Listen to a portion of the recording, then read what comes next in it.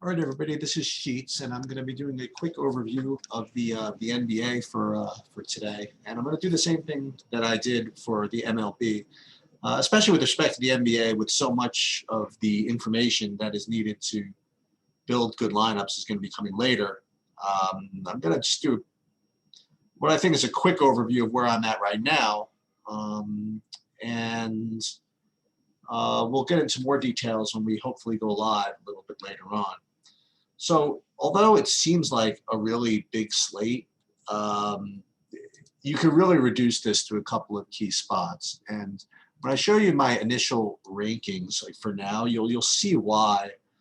So you'll notice that like a good majority of the top options are coming from similar spots.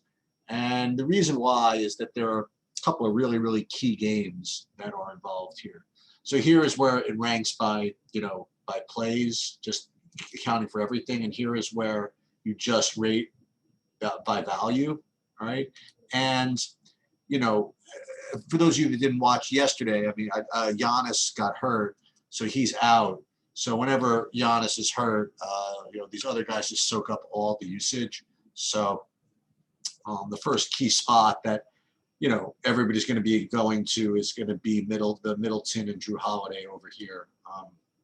And you can't really blame DraftKings for having these prices because they put the pricing up before he even got hurt.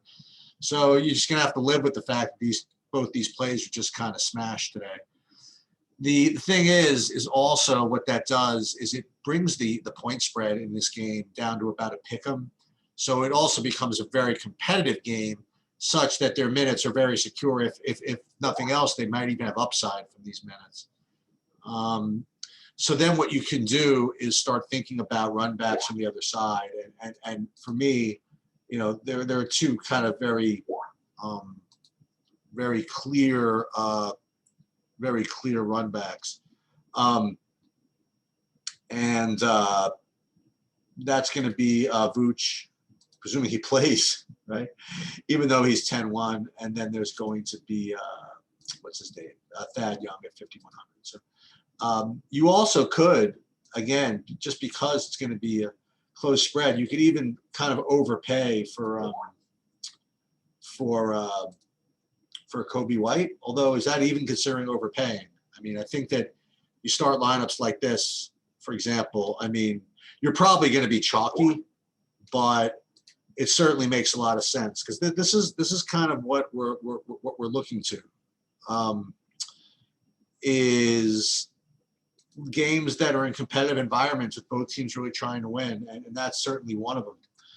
The other game, which is a key game, is this Portland-Brooklyn game. I mean, this is going to be like a 240-point total at least, maybe a little bit more. And, both the studs on Brooklyn are underpriced. You have Kyrie, if he plays, he's 9,400. He's a strong play, and Durant at 8,900. He's just almost a lock, assuming he plays. So you got these two, and then as maybe we will take another look at it. You could also, well, you don't need to play Shamet if Kyrie is in, and then you could just run it back with Lillard. And just kind of, again, have a very competitive game environment with a close spread where you know where the usage is coming from and stack that up with great confidence. And as you'll see, I mean, there's going to be plenty of value to make builds like this work. So that's another thing you want to keep in mind. So, like, for example, I prefer that to trying to game stack, for example, the Washington game. Now, Westbrook is going to be for the best play on the slate, okay? But the game environment is not quite as good. So I don't really like that much on Cleveland. So I'm just going to probably end up either one-offing Westbrook or maybe even passing on Westbrook, which is obviously not usually a very smart thing to do.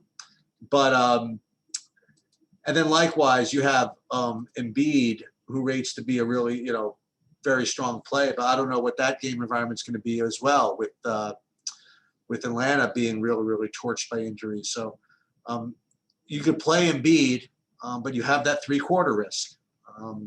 And it's not as if Capella is such a cupcake matchup, although now he's questionable in this game. So I think all those lead me to say that both Westbrook and Embiid are just top plays. But I think with respect to GPPs, you know, I'm probably going to maybe go other routes. Another thing that you can do, another game that I want to highlight is Utah-Phoenix. This could be a sneaky preview of the Western Conference Final if things work out. And you got both these teams going to be playing their guys and playing to win, and it's a really good game. And I like games like this. You know, you have Devin Booker and Chris Paul, both under 8K. You know, they're both going to be trying really hard. The problem, not the problem, is Utah. The plays are kind of spread out. Like the usage is kind of spread out with even with Mitchell out. So no one's really emerging as a super play. But what I am getting is this weird bit of value in Yang, who I brought up in the pod the other day, and he got 26 minutes. Now, granted, they were in full blowout run. Oh my God, they won by 50. Good grief! Actually, he started. He totally started. So I like it, man. I would certainly use him. The other guy I forgot to mention from that Brooklyn game, Elise Johnson. He had a really big game yesterday. I don't think I'd play him if both those guys are back. So I would play. I would consider either Booker or Paul in this game. And while I don't really have a natural run back on the Utah side, I will tell you who I like the best. I guess Gobert might be my favorite play from Utah, with the exception of Yang. But I think this is a good environment to play either Paul or Booker. I think it's a close spread. Everybody's trying. You know, they're playing their guys, and I think I like it. So there's the Utah game, Milwaukee-Chicago game, and the Portland-Brooklyn game. Those are just basically the key games on the slate. Another one might be San Antonio-Boston a little bit. But again, with all these guys healthy, I don't know where the value is going to come from. So I don't really have much of a play in that game. Let me just look real quick and see from a value perspective where I'm at there. No. I mean, Devin Vassal's 3,100, but that's not the guy you want in a game that you rate to be competitive, honestly. I mean, like, if he does get the minutes, he won't get a lot of usage. A couple of other guys I wanted to throw in coming from the Memphis game that are showing us good values. But, you know, be careful, man. This could be a blowout. That would be Brandon Clark at 3,800. That would be DeAnthony Melton at sub 4K. This is like part of your values that you're kind of looking for. I think that's all I want to talk about with respect to DraftKings. I mean, you got the Portland-Brooklyn, you got the Milwaukee-Chicago, you have the Utah-Phoenix game, but more of those first two, the Portland-Brooklyn and the Milwaukee-Chicago. And then, like, yeah, Embiid's a good one-off, and Westbrook's a good one-off. You know, there's blowout risk involved with both those games. And I think they carry a little more risk. I think the Durant-Irving thing is just much more secure, considering they're playing Portland and it'll be a pick 'em spread than those other two. That's just where I'm at.